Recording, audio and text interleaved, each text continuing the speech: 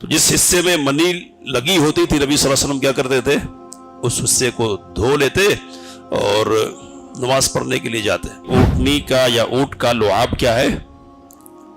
پاک ہے، ناپاک نہیں ہے۔ نبی صلی اللہ علیہ وسلم نے خانہ کعبہ کا طواف اونٹ پر بیٹھ کر کیا ہے، مشہور بات ہے یہ۔ تو اگر پاک نہیں ہوتا پیشاب یا ناپاک ہوتا تو نبی صلی اللہ علیہ وسلم نہیں کرتے تھے اس دائرے میں۔ یہ نبی صلی اللہ علیہ وسلم نے قبیلہ عرینہ کے ان افراد کو کہ جن کو مدینہ آنے کے بعد پیٹ کی بیماری لگ گئی تھی، پیٹ کے پھول جانے کی، تو نبی صلی اللہ علیہ وسلم نے ان کو حکم دیا کہ وہ بیت المال کے جو اونٹ ہے نا وہاں جائیں اور اونٹ کے دودھ پئیں اور پیشاب پئیں۔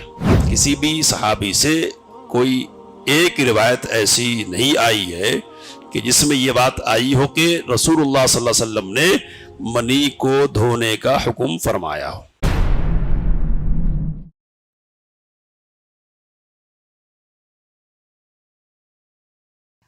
عن انس بن مالک رضی اللہ عنہ قال لما كان يوم خيبر امر رسول الله صلى الله عليه وسلم ابا طلحة فنادى ان الله ورسوله ينهيانكم عن لحوم الحمر الاهلية فانها رجس، متفق عليه۔ وعن عمرو بن خارجة رضي الله عنه قال خطبنا النبي صلى الله عليه وسلم بمنى وهو على راحلته ولعابها يسيل على كتفي، أخرجه أحمد والترمذي۔ وعن عائشة رضي الله عنها قالت كان رسول الله صلى الله عليه وسلم يغسل المني ثم يخرج إلى الصلاة في ذلك الثوب وأنا أنظر إلى أثر الغسل، متفق عليه۔ ولمسلم لقد كنت أفركه من ثوب رسول الله صلى الله عليه وسلم فركا فيصلي فيه، وفي لفظ الله لقد كنت أحكه يابسا بظفري من ثوبه۔ بلوغ المرام باب ازالت النجاسہ سے یہ روایتیں آپ کے سامنے پڑھی گئی ہیں۔ نجاستوں کو دور کرنے کا باب اور نجاستوں کا بیان، کون سی چیزیں نجس ہے اور کون سی چیزیں نہیں ہے۔ تو نہیں کے بیان کی تو ضرورت نہیں ہے، جو ہیں ان کو بیان کرنا ہے۔ روایت جو ابھی آپ کے سامنے پڑھی گئی ان میں پہلی روایت ہے سیدنا انس بن مالک رضی اللہ تعالی عنہ کہتے ہیں کہ جب خیبر کا دن تھا، یعنی خیبر کے موقع سے، غزوہ خیبر کے موقع سے، رسول اللہ صلی اللہ علیہ وسلم نے ابو طلحہ رضی اللہ تعالی عنہ کو حکم دیا کہ وہ لوگوں میں پکار لگائیں کہ بے شک اللہ اور اس کے رسول صلی اللہ علیہ وسلم تمہیں گھریلو گدھوں کے گوشت سے منع فرماتے ہیں کیونکہ وہ نجس ہے۔ اسے بخاری اور مسلم نے روایت کیا ہے۔ تو گھریلو گدھے کی حرمت پر یہ روایت دلیل ہے، اور اس روایت سے یہ بات معلوم ہو رہی ہے کہ گدھوں کی حرمت کا اعلان یہ غزوہ خیبر میں ہوا ہے، یعنی سن 7 ہجری میں۔ سیدنا ابو طلحہ رضی اللہ تعالی عنہ کو اعلان کرنے کا حکم نبی صلی اللہ علیہ وسلم نے دیا ہے۔ تو یہ حکم ان کو اس لیے دیا گیا کہ ان کی آواز اونچی اور بلند تھی، تو اس لیے ان کو اس کام پر مامور کیا گیا، انہوں نے اعلان کیا۔ اب گھریلو گدھا کیا ہے؟ تو گھریلو گدھا کا مطلب ہے گدھا، جن کو ہم گدھا کہتے وہ مراد ہے۔ گھریلو گدھا کے بالمقابل عرب زیورا کو حمار وحشی کہتے ہیں، یعنی جنگلی گدھا۔ تو جنگلی گدھا حلال ہے، حرام نہیں ہے۔ تو یہ تو مسئلہ ہے، اور اس کا تعلق کتاب الاطعمہ سے، یعنی کھانے پینے کے باب سے۔ اس باب سے اس کا کیا تعلق ہے؟ تو اس کا آخری جو ٹکڑا ہے فَإِنَّ رِجْس، کیونکہ یہ رجس ہے، ناپاک ہے۔ تو یہی ٹکڑا ہے کہ جس کو یہاں نقل کرنا اصل مقصود ہے، اور یہ بتانا ہے کہ گدھا بھی کیا ہے، ناپاک ہے۔ تو علماء میں سے بہت سے اس کے قائل ہیں کہ گدھا کیا ہے، ناپاک ہے، لیکن امام شافعی اور امام احمد رحمہ اللہ اور ایک روایت کے مطابق امام مالک رحمہ اللہ بھی اس بات کے قائل ہیں کہ گدھا ناپاک نہیں ہے۔ کیوں؟ تو حرمت اور نجاست کی کوئی واضح دلیل نہیں ہے، اور نبی صلی اللہ علیہ وسلم گدھے کی سواری کیا کرتے تھے، دوسرے لوگ بھی سواری کرتے تھے نبی اکرم صلی اللہ علیہ وسلم کے زمانے میں۔ تو اگر گدھا نجس ہوتا تو پھر سواری کرنے کا مطلب نہیں تھا، یعنی ناپاک جانور پر کیسے سواری کریں گے؟ نبی صلی اللہ علیہ وسلم اور صحابہ نے کیا، آپ صلی اللہ علیہ وسلم نے اس پر نکیر نہیں کیا، آپ صلی اللہ علیہ وسلم نے منع نہیں فرمایا۔ تو اس کا مطلب یہ کہ گدھا ناپاک نہیں ہے ناپاک۔ تو پھر یہ جو رجس ہے یہ کیا ہے؟ تو پچھلے درس میں بات آئی تھی آپ کے سامنے کہ ایک نجاست ہوتی ہے معنوی، یعنی روحانی۔ تو معنوی طور پر نجس ہونا مراد ہے، اور اس کا گوشت حرام ہے، اس بنیاد پر اس کو نجس کہا جا رہا ہے۔ جسمانی طور پر اور حصی طور پر نجاست کی کوئی صریح اور واضح دلیل نہیں ہے۔ تو اس لیے صحیح بات یہی ہوگی کہ گدھا حصی طور پر نجس نہیں ہے، ناپاک نہیں ہے۔ راجح قول اس سلسلے میں یہی ہے۔ دوسری جو روایت آپ کے سامنے پڑھی گئی ہے، اس میں حضرت عمرو بن خارجہ رضی اللہ تعالی عنہ کہتے ہیں کہ رسول صلی اللہ علیہ وسلم نے منا میں حج کے موقع پر اپنی سواری پر کھڑے ہو کر خطاب کیا ہے، اور سواری کا جو لعاب ہے وہ میرے کندھے پر گر رہا تھا۔ تو لعاب گر رہا ہے، نبی صلی اللہ علیہ وسلم دیکھ رہے ہیں، اور آپ نے کچھ کہا نہیں کہ دھو لو، صاف کر لو وغیرہ۔ تو اس کا مطلب یہ کہ یہ جو سواری تھی اس کا لعاب کیا ہے، پاک ہے۔ اب یہ سواری کون سی تھی؟ تو یہ سواری نبی صلی اللہ علیہ وسلم کی اونٹنی تھی، معلوم ہے اونٹنی، تو نبی صلی اللہ علیہ وسلم کی اونٹنی تھی۔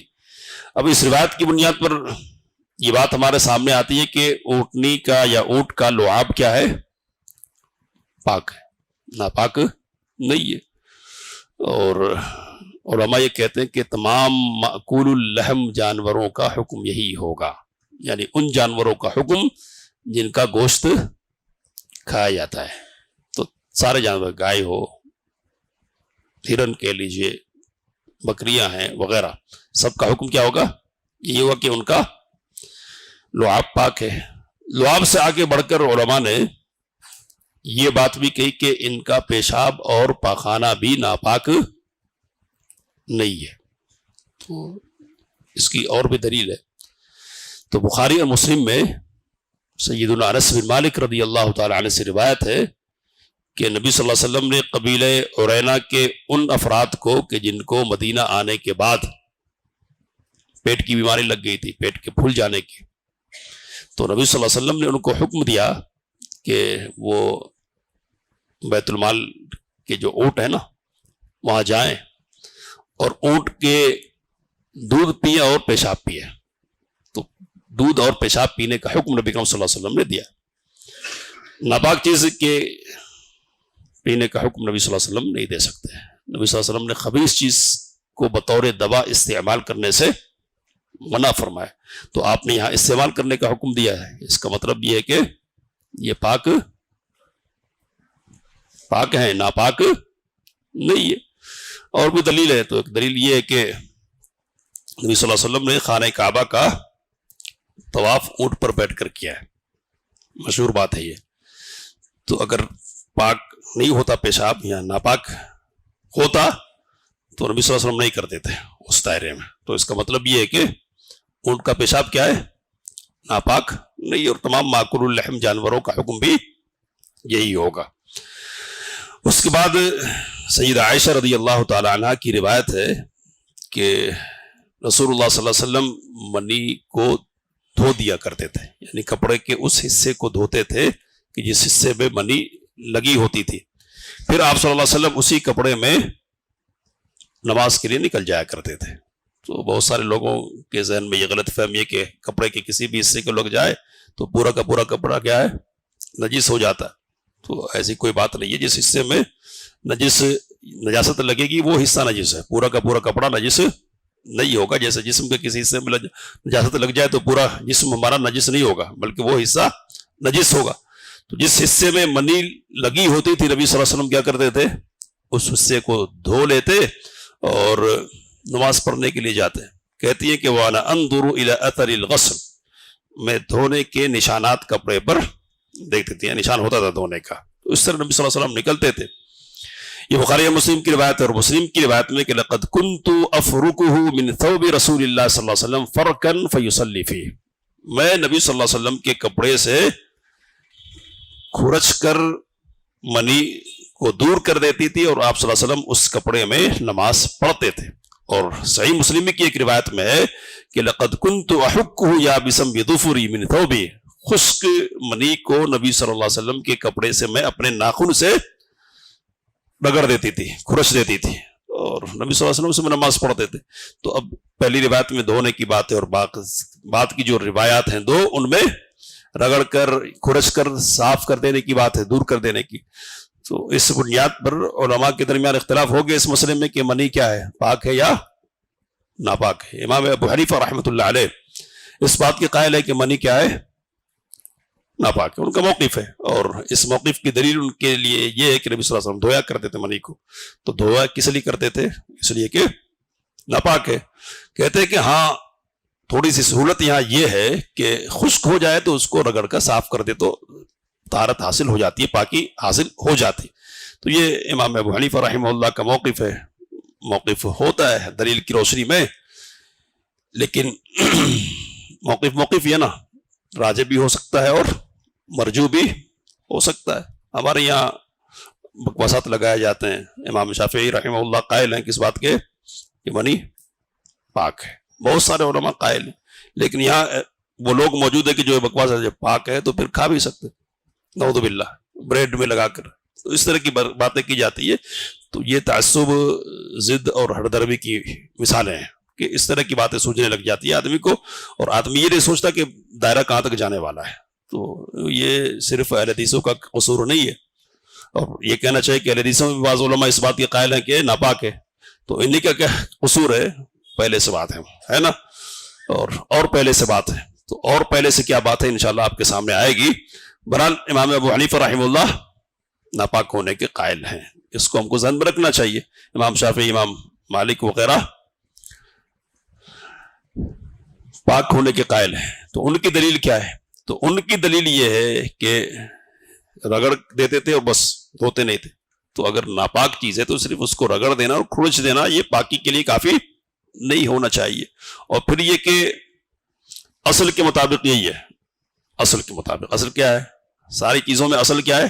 پاک ہونا ہے، نجس ہونا نہیں ہے۔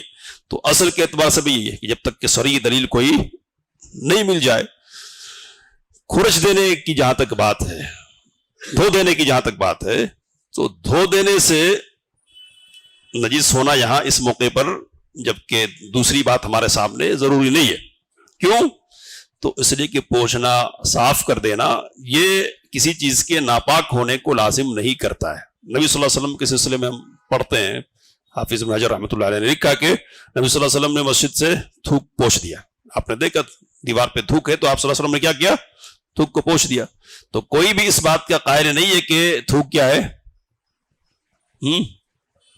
ناپاک ہے۔ اس لیے تو ایک چیز ہے طہارت اور ایک چیز ہے نظافت۔ اس سے پہلے سمجھایا آپ کو، طہارت ایک تکلیفی چیز ہے، نظافت تکلیفی چیز نہیں ہے، کرے تو اچھی چیز ہے وہ۔ تو نظافت کے اعتبار سے اس بات کا تقاضا ہے کہ صاف کیا جائے۔ تھوک ناپاک نہیں ہے لیکن نظافت کے خلاف ہے نا، صفائی کے خلاف، تو اس اعتبار سے صاف۔ تو اسی طرح منی کا مسئلہ ہے، یہ کیا ہے؟ صاف نہیں ہے نا. نجاست کی بات الگ ہے، طہارت کی بات الگ ہے. حضرت عبداللہ بن عباس رضی اللہ تعالی عنہما کہتے ہیں کہ یہ جو منی ہے نا اس کی حیثیت کیا ہے؟ تو کہتے ہیں کہ منی ناک کی رطوبت اور تھوک کی طرح ہے. میں نے کہا نا کہ اور بھی اوپر کے لوگ قائل ہیں. تو عبداللہ بن عباس رضی اللہ تعالیٰ عنہ کہہ رہے ہیں، کیا کہہ رہے ہیں کہ منی کی ناک کی رطوبت اور تھوک کی طرح تمہارے لیے صرف اتنا کافی ہے کہ تم اسے کسی کپڑے یا اذخر گھاس سے صاف کر لو. یہ دارقطنی، سنن بیہقی وغیرہ کی روایت ہے. حافظ ابن حزم، امام ابن حزم رحمۃ اللہ علیہ نے ایک بات کہی جو وقی ہے، یعنی بڑی بات ہے. انہوں نے یہ بات کہی کہ کسی بھی صحابی سے کوئی ایک روایت ایسی نہیں آئی ہے کہ جس میں یہ بات آئی ہو کہ رسول اللہ صلی اللہ علیہ وسلم نے منی کو دھونے کا حکم فرمایا ہو. سمجھ رہے بات کیا ہے؟ عمل ہے، نبی صلی اللہ علیہ وسلم دھو دیا کرتے تھے. عمل ہے کہ سیدہ عائشہ رضی اللہ تعالیٰ عنہ خرج لیا کرتے تھے، عمل ہے. لیکن حکم نبی کریم صلی اللہ علیہ وسلم کی طرف سے کہیں بھی نہیں ہے کہ آپ صلی اللہ علیہ وسلم نے فرمایا، کسی صحابی نے روایت کی ہو کہ نبی صلی اللہ علیہ وسلم نے حکم دیا کہ منی کو کیا کیا جائے؟ دھویا جائے، یا منی میں لگے کپڑے کو دھویا جائے. اس طرح کی کوئی روایت نہیں ہے. تو اس سے بھی طرح مضبوط ہوتی ہے بات. اور آخری بات اس سلسلے میں یہ ہے کہ منی یہ مادہ تخلیق ہے، انسان کی پیدائش کا ذریعہ. یہ بات عقل کے مطابق نظر نہیں آتی ہے کہ انسان کا مادہ تخلیق، یعنی جس سے انسان کا وجود ہو رہا ہے، وہ ناپاک ہو. یعنی انسان کی اصل کیا ہو؟ ناپاک ہو. تو یہ جو بہتر مخلوق ہے نا، اس مخلوق کی اصلی ناپاک ٹھہرے. یہ بات عقل اعتبار سے بھی درست سمجھ میں نہیں آتی ہے. واللہ عالم. تو راجح بات اس سلسلے میں یہ ہے کہ منی کیا ہے؟ ناپاک نہیں ہے، گندگی دکھتی ہے، اس لیے اس کو صاف کرنا چاہیے، دھونا چاہیے، صفائی کے نقطۂ نظر سے، نہ کہ طہارت کے نقطۂ نظر سے. اللہ سے دعا کی باتوں کو سمجھنے، اس کام لینے کی توفیق مت فرمائے. آمین. وآخر دعوانا الحمدللہ رب العالمین.